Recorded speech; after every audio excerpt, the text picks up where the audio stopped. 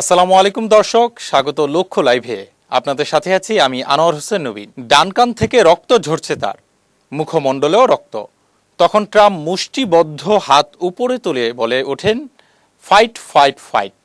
সাবেক president Donald ট্রাম্পের নির্বাচনী সমাবেশে গুলি চালানোর ঘটনাকে হত্যা চেষ্টা বলে অভিহিত করেছে এফবিআই। হামলার পর স্থানীয় সময় শনিবার রাতে পেনসিলভানিয়ার বাটলারে এক সংবাদ সম্মেলনে একথা জানান বাহিনীটির কর্মকর্তারা।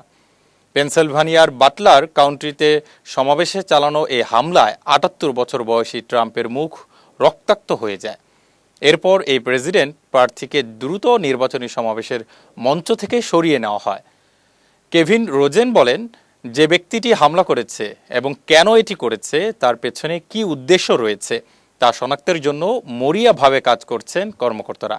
এফবিআই সারা দেশ থেকে তদন্তকারী এজেন্ট, প্রমাণ সংগ্রহের দল এবং অন্যান্য কর্মীদের মোতায়েন করেছে বলে জানান কেভিন রোজেক।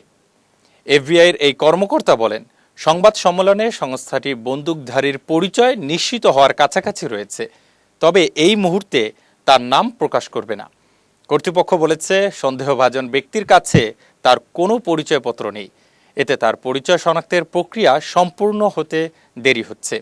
রোজেক বলেন, তারা বায়োমেট্রিক নিশ্চিতকরণের পাশাপাশি বন্দুকধারীর ডিএনএ পরীক্ষা করে দেখছেন এবং ছবি মিলিয়ে দেখছেন। এফবিআই এখনও গুলি চালানোর কারণ উদ্ঘাটন করতে পারেনি, তবে এখন আর কোনো হুমকি নেই।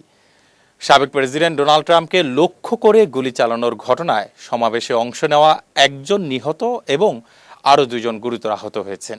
পেনসিলভানিয়ার অঙ্গরাজ্য পুলিশের লেফটেন্যান্ট কর্নেল জর্জ ভিভেনস বলেন, ৩ জনই প্রাপ্তবয়স্ক পুরুষ। আমরা তাদের পরিবারের সদস্যদের জানিয়েছি, কিন্তু তাদের অন্যান্য স্বজনদের জানানোর সুযোগ হয়নি।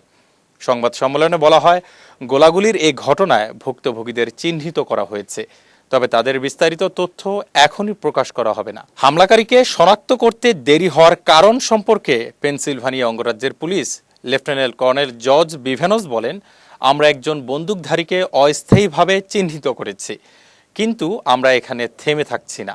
আমরা বহু তথ্য অনুসরণ করছি। আমরা এই বিষয়ে চূড়ান্তভাবে জানাতে কিছুটা সময় লাগবে। দর্শক, এই ছিল আজকের মতো। আমাদের পরবর্তী সংবাদ দেখতে চোখ রাখুন লক্ষ্য লাইভের অফিসিয়াল ফেসবুক পেজ ও ইউটিউব চ্যানেলে। ধন্যবাদ সবাইকে।